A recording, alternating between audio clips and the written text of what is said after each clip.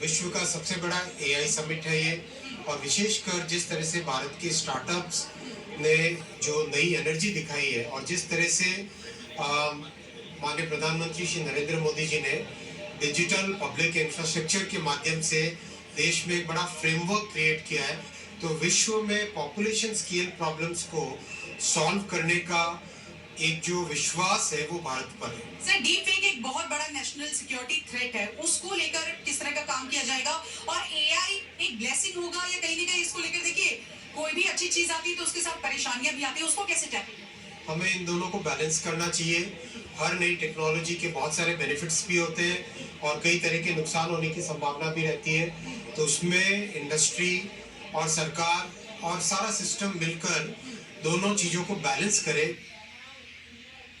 और राजनीति में आज के सिर्फ इतना एक छोटे से ब्रेक। आने वाली मिसाइल ब्रह्मोस का उत्पादन उत्तर प्रदेश में हो रहा है और अब पाकिस्तान की तबाही का एक और हथियार उत्तर प्रदेश में बनने वाला है।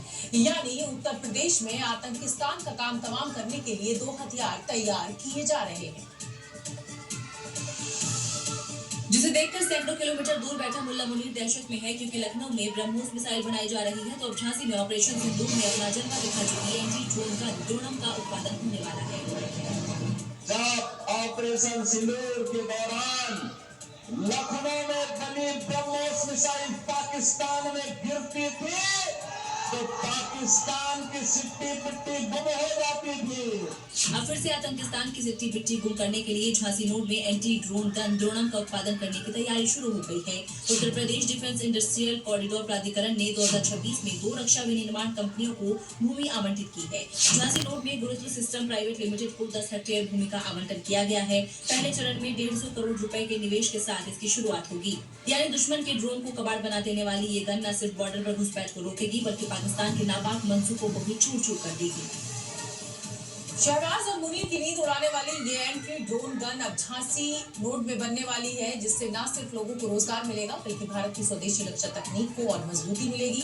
तो मेक इन इंडिया और आत्मनिर्भर की ओर भारत बढ़ेगा। वहीं इसकी खासियत की अगर बात करें तो 8 किलोमीटर तक दुश्मन के ड्रोन को निष्क्रिय करने की क्षमता है। राइफल की तरह इस्तेमाल की जाने वाली एंटी ड्रोन गन बैकपैक की तरह फील्ड ऑपरेशन में इस्तेमाल संभव, वाहन या स्थायी जगह पर लगाया जा सकता है। ड्रोन एंटी ड्रोन गन चारों दिशाओं में निगरानी करता है। दिल्ली में हो रहे एआई समिट के लिए पाकिस्तान को निमंत्रण न देकर भारत ने उसकी औकात उसको दिखा दी है। रही सही कसर दुनिया के दिग्गज टेक टाइकून्स भारत में मौजूदगी और खुले तौर पर भारत को एआई सुपर पावर मान लेने से पूरी हो गई। समिट में भारत की एआई क्षमता देख पाकिस्तान और चीन दोनों खौफ में है। जिसे देखकर मुनीर और शहबाज की नींदें उड़ी है तो वहीं चीन भी सकते में है, क्योंकि भारत एआई का पूरी क्षमता के साथ इस्तेमाल करने लगा है। आंकड़ों की बात करें तो 86% भारतीय कंपनियां एआई का इस्तेमाल कर रही है, वहीं 14% भारतीय आबादी एआई डिवाइसेस चला रही है। ये एआई समिट और यहाँ शोकेस हो रही तकनीकें इस बात का इशारा है कि सिलिकॉन वैली में आईटी बूम की तरह एआई बूम में भी भारतीय टॉप करने वाले हैं। भारत का एआई बाजार 7.63 अरब डॉलर का हो गया है। 3.8 अरब जेन एआई ऐप भारत में डाउनलोड हुए। 16% ग्लोबल डाउनलोड हिंदुस्तानियों ने किया। 10,371.92 करोड़ रुपए का है इंडिया एआई मिशन। पाकिस्तान तो गोला बारूद और जिहाद से आगे सोच में नहीं पाता और चीन अपनी सस्ती तकनीक की वजह से कई बार भरोसा तोड़ता है। यही वजह है कि दुनिया भारत को एआई का सुपर पावर मान रही है, क्योंकि वो अमेरिका की तरह मोनोपोली नहीं, एआई के जरिए विश्व कल्याण की बात करता है।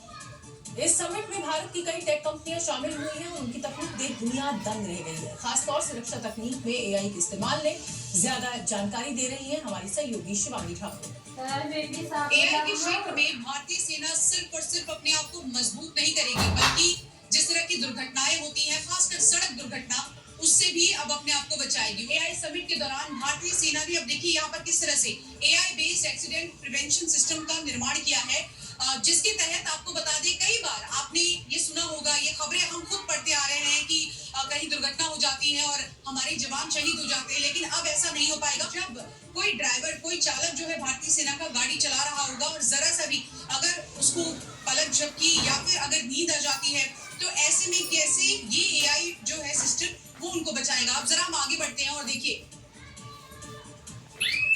तो यहाँ पर आपने देखा, मैंने जैसे ही अपनी पलक झपकी वैसे ही यहाँ पर अलार्म बजने लगा। अलार्मिंग सिचुएशन जो है वो मालूम पड़ती है और सभी जवानों को ये पता चलता है कि जो चालक है शायद उनको नींद आ गई है। ये अलार्म बजना ही इस बात की सबूत है कि आपको बताएगा आपको अलर्ट रहना। इस समय की बड़ी खबर, ऑस्ट्रेलिया की टीम T20 से बाहर हो गई है। जिम्बाब्वे आयरलैंड का मैच